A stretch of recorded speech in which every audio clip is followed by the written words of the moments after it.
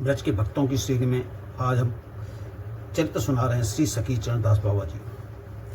ये मणिपुर के रहने वाले थे। मणिपुर प्रांत के लोगों का ब्रज से विशेष संबंध रहा है।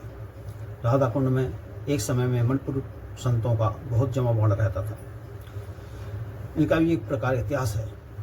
श्री नरोत्तम ठाकुर महाशय के समय से मणिपुर के राजा और प्रजा श्री मनमोहन महाप्रभु के संप्रदाय की नरोत्तम ठाकुर महाशय की शाखा के अनुगत रहे हैं। मणिपुर के बहुत से परिवारों में अब भी यह प्रथा है कि 10-12 वर्ष की अवस्था में वे अपने बालकों को श्री नरोत्तम ठाकुर महाशय के परिवार से दीक्षित करा देते हैं। सखी चरण बाबा के साथ भी ऐसा हुआ, उन्हें दीक्षित करा दिया गया। जब वे 10-12 वर्ष के थे तो उनके माता ने श्री नरोत्तम ठाकुर महाशय के परिवार को किसी व्यक्ति से दीक्षित करवा दिया, पर उनके साथ यह घटना एक लौकिक रीति के रूप में कटकर नहीं रह गई। तभी से उनके लिए उपयुक्त समय की प्रतीक्षा में नरोत्तम ठाकुर का पर बार बार गाते रहते थे। तभी से वो वृंदावन में वैराग्य ग्रहण करने के लिए उद्देश्य से वैराग्य का अभ्यास ही करने लगे। अपना आहार दिन पर दिन कम करने लगे। ग्रंथ पाठ, सत्संग और कृष्ण लीला कीर्तन में अधिकांश समय व्यतीत करने लगे। लीला कीर्तन मंडली के सुन्योपूर्ण नायक के रूप में उनकी चर्चा होने लगी। 35 वर्ष की अवस्था में वे गृह त्याग कर ब्रज में चले गए। राधा कुंड में श्री जीव गोस्वामी के घेरे में रहकर भजन करने लगे। विरक्त वेश ग्रहण करने के लिए उपयुक्त गुरु की खोज की कि बिना गुरु के भजन नहीं हो सकता। उन्होंने रात भर कोई नहीं मिला तो उन्होंने राधा रानी की शरण ली। देर रात से प्रार्थना करते उनके निर्देश की परीक्षा करने लगे, लेकिन कोई निर्देश प्राप्त नहीं हो रहा था। बहुत दिनों तक उनकी ओर से किसी प्रकार का संकेत न मिला। उनकी धारणा थी कि वेश आश्रम के लिए भजन में तीव्र गति के अग्रसर होना संभव नहीं है। जब तक वेश नहीं मिलेगा तब तो भजन तीव्र गति से नहीं चलेगा। भजन में प्रगति बिना जीवन का कोई मूल्य नहीं है। इसलिए राधा रानी ने भी गुरु के संबंध में कोई संकेत नहीं दिया तो वे क्या करते। उन्होंने अंश द्वारा जीवन समाप्त करने का निश्चय किया। अन्न जल त्याग दिया। 7 दिन बिना अन्न जल के ही रहे। उनकी मानसिक स्थिति ऐसी हुई कि निद्रा और जागरण में एक जैसे प्रतीत होने लगी। अब जागरण में या स्वप्न में राधा रानी ने कहा कि तुम राधा कुंड में गोपीनाथ जी के मंदिर के शिवादृष्टि भगवान दास बाबा जी से वेश ग्रहण करके आदेश दे दिया। श्री चरण दास ने भगवान दास बाबा जी के चरण में आत्मसमर्पण किया।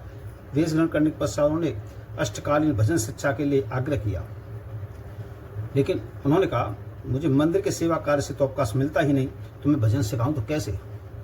तुम ऐसा करो, खादरवन जिसे खैरा कहते हैं, मैं श्री लोकनाथ गोस्वामी की भजन कुटी में श्री नरोत्तम दास जी महाराज और पिसाई की कदम खंडी में श्री राधिका दास बाबा जी रहते हैं। यह दोनों मणिपुर को उच्च कोटि के भजनशील व्यक्ति हैं। क्यों मणिपुर के थे, इसलिए मणिपुर साधुओं को उन्होंने संकेत दिया। दोनों सिद्ध कृष्ण बाबा के भजन शैली से भजन करते हैं। दोनों जैसे एक प्राण है, 2 देह हैं। तो मैं दोनों में से कृष्ण बाबा की गुटका के अनुसार भजन की पद्धति सीख लो। गुटका होती है जिससे भजन की पद्धति लिखी रहती है, उससे प्राप्त करके भजन करो। सखी बाबा ने ऐसा ही किया, पर उससे भजन पद्धति सीखने में उन्हें बड़ा कष्ट उठाना पड़ा। वे रात 2 बजे से उठकर भजन करते थे। राधा कुंड से अपना आसन छोड़कर रात में कहीं न जाने का संकल्प कर रखा था। यदि वे कहीं जाते भी तो रात को होते राधा कुंड वापस आ जाते थे। उस समय राधा कुंड के खदरवन जाने के लिए गांव होते हुए 15-16 मील चक्कर लगाना पड़ता था। खादरवन के कदम खंडी और 2-3 मील आगे थी। सखी चरण बाबा पैदल चलकर इतनी दूर जाते और रात होने से पहले वो वापस आ जाते थे।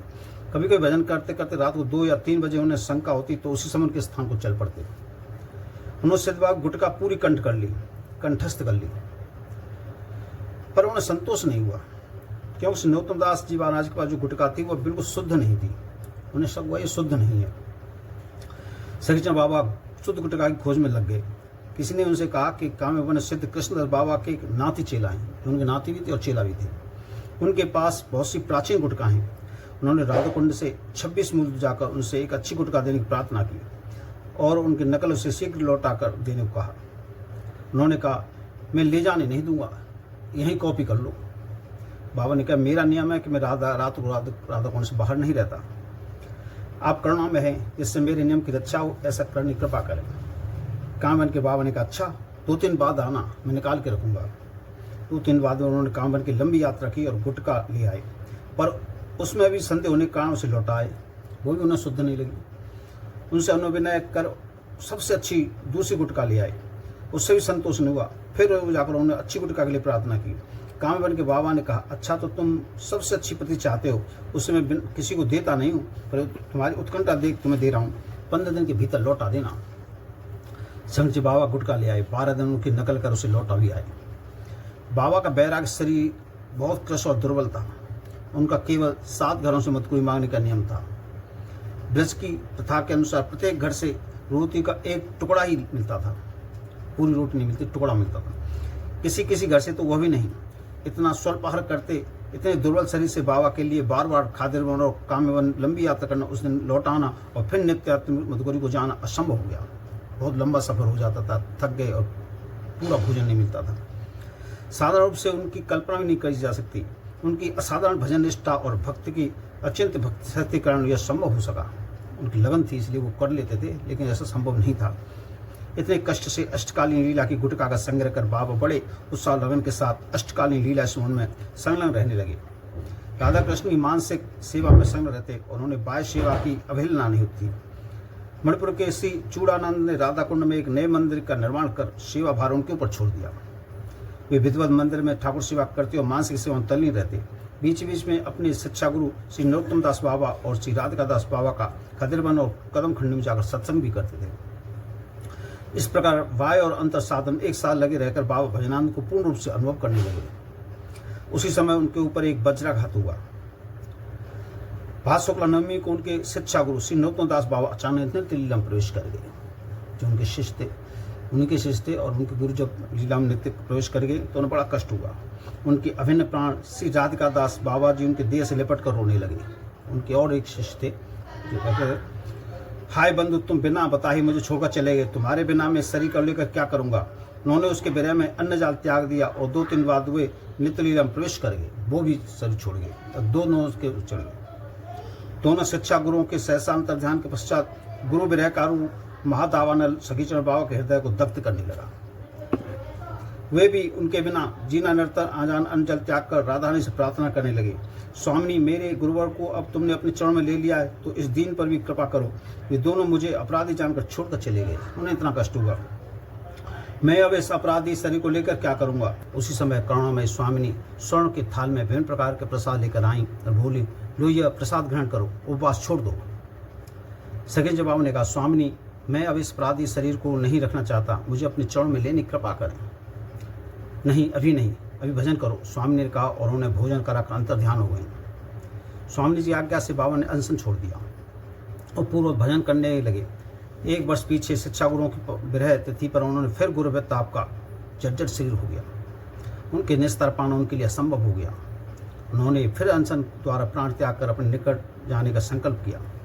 अनशन करते समय 1 मास बीत गया। मरणासन अवस्था प्राप्त होने पर उन्होंने सहसा देगा दिव्य वृंदावन का रमणीय दृश्य और राधा रानी को सोने के थाल में प्रसाद के साथ उनकी ओर मंद मनोहर गति से आते हुए उन्होंने कहा, बाबा लो प्रसाद ग्रहण करो, अभी कुछ दिन और भजन करो, तब मैं तुम्हें ले जाऊंगी। बाबा ने कहा, स्वामी, मैं कितना अशक्त हो गया हूँ, इस देह को लेकर रहना कितना मुश्किल हो गया है मेरे लिए। सेवक भी मेरे पास कोई नहीं है, कुएं से जल तक मुझे स्वयं ही लाना पड़ता है। ऐसी दशा में अब यहाँ नहीं रहना चाहता, मुझे अपने चरण में ले लो। चिंता न करो, तुम्हें कोई असुविधा न होगी। एक सेवक तुम्हारे पास आ जाएगा, एक कुआं भी तुम्हें अपनी कुटिया के सामने खुदवा लेना। कुएं के लिए मेरे पास पैसे नहीं है, उसकी भी चिंता न करो, वह धूम्राय करवा देगा। इतना कहकर स्वामी ने बाबा को प्यार में भोजन कराए और अंतर ध्यान हो गए। धूम्राय सखीचरण बाबा के ही भांजे थे, जो रेलवे कमिश्नर थे। उन्होंने दिनों से मामा के दर्शन नहीं किए थे। उनके दर्शन की उत्कंठा से वे वृंदावन आए। बाबा को पानी का कष्ट देखकर उन्होंने एक कुआं और उनकी कुटिया के सामने खुदवा दिया। राधा रानी के पास से कुएं का जल भी मीठा निकला, जबकि आसपास के कुओं को देखते उनका जल मीठा निकलने की कोई संभावना नहीं थी। एक सेवक भी इसी बीच बाबा के पास आ गया। अब उन्हें किसी प्रकार की असुविधा न थी। उनका भजन साधन सुचारू रूप से चलने लगा, पर भजन में तृप्ति कहाँ। साधन भजन में जितनी प्रगति करता उतनी उसकी उत्कंठा बढ़ती चली जाती है। उसका एक पल भी भजन के बिना होता तो वह असह्य दुख होता है। बाबा ने अपने आहार और निद्रा को बहुत कम रखे थे, इससे वे अधिक से अधिक भजन कर सकें। वे केवल 7 घरों से भिक्षा लेते थे। उसी दिन जितने टुक रोटी के मिलते उन्हें खाकर पानी पी लेते। एक दिन रात भजन करते थे। केवल रात 11 बजे से 2 बजे तक का समय निद्रा में अतिवाहित था। उन्होंने जब निद्रा का समय और भी कम कर देना चाहा। निद्रा और आहार में घना संबंध है। आहार जितना अधिक होता उतनी निद्रा भी अधिक आती है। इसलिए उन्होंने अब मधुकरी को और भी कम कर दिया। 7 घरों के बजाय केवल 5 घरों में और फिर 5 घरों से 3 घरों में ही उन्होंने मांगना शुरू कर दिया। कभी कभी किसी घर मधुकर न मिलती तो 1 या 2 घरों से प्राप्त रोटी या 1-2 टूक खाकर ही रह जाते। कभी ऐसा भी होता कि 3 घरों से मधुकर के लिए जाते, खाली लौटना पड़ता। तब राधा कुंड का जल पीकर ही रह जाते। एक दिन बाबा जब ब्रजवासी घर मधुकर को गए तो उसने कहा, बाबा आज रोटी अभी तक बनी नहीं है, थोड़ी देर में फिर आने की कृपा करें। एक ही घर में 2 बार मधुकर के लिए जाने का बाबा का नियम नहीं था। वे इस घर में फिर नहीं गए। दूसरे घर में भी उन्होंने मधुकरी नहीं मिली क्योंकि वहाँ अशौच था। तीसरे घर में किसी महोत्सव का आयोजन चल रहा था, भोग अभी नहीं लगा था। ब्रजवासी ने कहा, बाबा आज मेरा अनुरोध है, मानना पड़ेगा, थोड़ी देर में भोजन करके जाना। तुम तो जानते हो भोजन कहीं नहीं करता, बाबा ने कहा। तो बाबा प्रसाद लेकर ही जाएं, अभी थोड़ी देर में भोग लग जाएगा। नहीं, मुझे विलम्ब हो रहा है, बाबा ने कहा। अभी मैंने मध्याह्न नियम नहीं किया है, आज रहने दो, फिर किसी दिन मधुकरी ले जाऊंगा। ऐसा नहीं हो सकता बाबा, इतनी सी बात तो मेरी माननी होगी, मैं बिना प्रसाद के नहीं जाने दूंगा। बाबा का अनुरोध मानना पड़ा। बाबा को अनुरोध मानना पर प्रसाद लेकर ही तो कुटिया में लौटे। तब विलम्ब हो गया था, भूख बहुत लग रही थी, पर प्रसाद करने के पूर्व मध्याह्न नियम तो करना ही था। वे नियम करने बैठे तब उनका मन प्रसादी पुओं के लिए चंचल उठा। पुआ मिले थे प्रसाद में, उनका मन प्रसाद में चला गया। मन का भजन की उपेक्षा पुओं में अभिनेश अधिक देकर उन पर क्रोध आया। मन पर उन्होंने पुए के झोले को निकाल कुटिया के बाहर बंदरों को डाल दिया। मन को उन्होंने दंडित किया। मन से बोले, अब खा लीजिए, क्या खाएगा। मन सीधा हो गया। उनकी चंचलता जाती रही। शांत मन में मध्याह्न भजन का नियम पूरा करने पश्चात वे राधा कुंड का जल तप्त करते रहे। कुछ दिन बाद कार्तिक मास की नियम सेवा से उद्देश्य से कलकत्ते श्री सत्यनारायण पाल का राधा कुंड आना हुआ। वे बाबा के दर्शन कर बहुत प्रभावित हुए। उन्हें बाबा का शरीर और अति सूक्ष्म आहार देखकर चिंता हुई। उन्होंने सोचा केवल 3 घरों से मधुकर का अपना नियम तो छोड़ेंगे नहीं, यदि मधुकर के अतिरिक्त कुछ दूध भी लिया करें तो अच्छा होगा।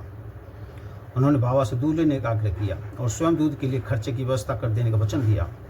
बाबा ने उनका आग्रह स्वीकार कर लिया, पर बाबा के सोचने की दिशा दूसरी थी। उन्होंने सोचा कि वे दूध लेना आरंभ कर देंगे और मधुकर जाना बंद कर देंगे। इस प्रकार उन्हें भजन के लिए और अधिक समय मिल जाएगा। पाल माँ से बाबा के लिए गाय के आधा सेर दूध की व्यवस्था कर कलकत्ते चले गए। बाबा का दुग्धपान आरंभ हुआ। साथ ही मधुकरी को जाना बंद हो गया। अब एक ही चीज़ में रह गए, दूध भी करते लेते थे और मधुकरी नहीं जाते थे। वे पावर दूध मध्याह्न भजन के पश्चात दिन में लेते, पावर रात को 10 बजे। 3-4 दिन में एक बार शौच को जाते। यह अवस्था उनके भजन के लिए बहुत अनुकूल सिद्ध हुई और अंत तक चलती रही। पर दूध में ग्वाला कभी कभी पानी मिला देता था, जिसके कारण उनके भजन में विघ्न पड़ता। उन्हें भजन करते करते कई बार उठकर लवशंका हो जाना पड़ता। यह समस्या भी आसानी से हल हो गई। कुछ दिन पूर्व श्री मदन मोहन दास बाबा ने उनके चरणों में आत्मसमर्पण कर उनसे कुछ सेवा बताने का आग्रह किया। बाबा ने उन्हें अपने सामने वाले ग्वाले घर से दूध दुहा लाने की सेवा सौंप दी। इस प्रकार आहार और निद्रा पर पूर्ण नियंत्रण के साथ बाबा अष्टकालीन लीला स्मरण सुचारू रूप से चलने लगा। कालांतर में उन्हें लीला स्मरण में सिद्ध प्राप्त हुई। लोग उनके पास अष्टकालीन लीला स्मरण की शिक्षा दीक्षा के लिए आने लगे। श्री अच्युतदास बाबा, श्री ब्रजमोहन दास बाबा, श्री मदन मोहन दास बाबा, पंडित श्री कृष्णदास बाबा और श्री कृष्णदास उनके प्रधान शिष्य हुए। एक दिन बाबा ने मदन मोहन दास बाबा को पास से बुलाकर कहा, तो उससे गोपनीय बात कहूँ, किसी से न कहना। मैं अब शीघ्र स्वामी के पास जाऊँगा, तुम दुख न करना। तुम्हें भजन के लिए मैं सब कुछ बता दिया है। एकांत से सुखपूर्वक भजन करना। गुटका में जो त्रुटियाँ अब भी रह गई हैं उनका मेरे बताए अनुसार संशोधन कर लेना। मदन बाबा के पैरों से नीचे धरती खिसक गई। एकाएक बाबा के मुख से उनके प्राण की बात सुनने लगा जैसे उनके प्राण अब नहीं रहेंगे। सर्वविद पक्षी की भांति उनके प्राण छटपट करने लगे। अशुभ विसर्जन करते हुए उनके चरण में गिर पड़े और कातर स्वर से बोले, बाबा यदि इस समय मुझे छोड़कर चले जाओगे तो मेरी क्या गत होगी। मैं तो अभी दीक्षा भर ली है। भजन पद्धति की रूपरेखा मात्र जानिए। भजन करते करते अवश्य कुछ शंकाएं उठेंगी, उनका समाधान कैसे होगा। आप और कुछ दिन रहकर मुझे भजन पद्धति में परिपक्व करने की कृपा करें। स्वामी की कृपा से तुम्हारा सब समाधान हो जाएगा, चिंता न करो। मुझे स्वामी के निकट जाने दो, बाबा ने आग्रह किया। मदन व बाबा ने तब हाथ जोड़कर निवेदन किया, यदि आप चाहेंगे ही नहीं तो मुझे बताने कि क्या करें। उनके आपके पीछे किनका संग करूं जिससे मेरे भजन में उन्नति हो। शंका होने पर उनके पास किसके पास जाकर समाधान करूं। कुछ देर चिंता कर बोले, किसको बताऊं, कोई तो मनोगत दिखता नहीं। तब तो बाबा आपको रहना ही होगा, नहीं तो यह दास भी आपका अनुसरण करेगा। मदन बाबा ने व्याकुल भाव से आग्रह किया। अच्छा, तो मैं 2 वर्ष के लिए रुक जाऊंगा, इसी बीच तुम समाधान कर लेना, बाबा ने मदन बाबा को आश्वस्त करते हुए कहा। 2 वर्ष सखीचरण बाबा ने राधा रानी के विरह में जैसे तैसे व्यतीत किए। उनकी विरह ज्वाला नित्य बढ़ती गई। लोगों से मिलना जुलना उन्होंने बंद कर दिया। कुटिया ताला भीतर से बंद करके उनके सेवक भी उसे खोल न सके। 2 वर्ष बीतने के बाद मदनमोहन बाबा ने कहा, अब मैं जाऊँगा। मदनमोहन बाबा ने कहा, कुछ दिन और रुक जाए बाबा। पर बाबा मोड़ रहे। दूसरे दिन वो दूध की मात्रा कम न करने लगे। 1 महीने सूखकर अस्थियों का पिंजर जैसे हो गए। बाह्य ज्ञान शून्य अवस्था में वे शैया पर लेट गए रहते। उनका भजन ठीक चलता रहता। उस समय उनके शिष्य श्री गोपाल दास जी डागा भी उनके उपसेवा में थे। वे जब उनके कान में मुँह लगाकर पूछते, बाबा इस समय कौन सी लीला चल रही है, तो वे समयोचित लीला का ठीक संकेत कर देते। बीच बीच में कहने लगते, चले गेलो, अर्थात शरीर जला जा रहा है। उससे पता चलता उनका विरहताप कितना बढ़ता गया। एक दिन अंत समय निकट जान लोगों ने उनके निकट नाम कीर्तन आरंभ कर दिया। उस समय मध्यान्ह लीला में बाबा का विशेष आवेश रहा। उस समय वे समाधिस्थ अवस्था में देख रहे थे कि सखियां उन्हें दिव्य राधा कुंड में ले जाने के लिए मंजिल रूप में सजा रही हैं। बाह्यगान होने पर उन्होंने कीर्तन भरी भक्तों से कहा, मुझे सखियां राधा कुंड के ले जाने की सजा रही हैं। तुम लोगों ने शब्द करके मुझे यहाँ बुला लिया। तुम अभी कीर्तन न करो, अभी मेरा लीला स्मरण ठीक चल रहा है। कीर्तन के शब्द से लीला आवेश में भंग हो जाता है। जब लीला स्मरण बंद हो जाए तब नाम कीर्तन आरंभ करना। दूसरे दिन संवत 2022 आशा शुक्ला प्रतिपदा को प्रातःकाल उन्होंने कहा, मुझे रथ में लटा दो। रज में समाधिस्थ अवस्था में रज पर लेटे लेटे कीर्तन ध्वनि के बीच उन्होंने मध्याह्न 1 बजे राधा कृष्ण की मध्याह्न लीला में प्रवेश किया। जय श्री कृष्ण।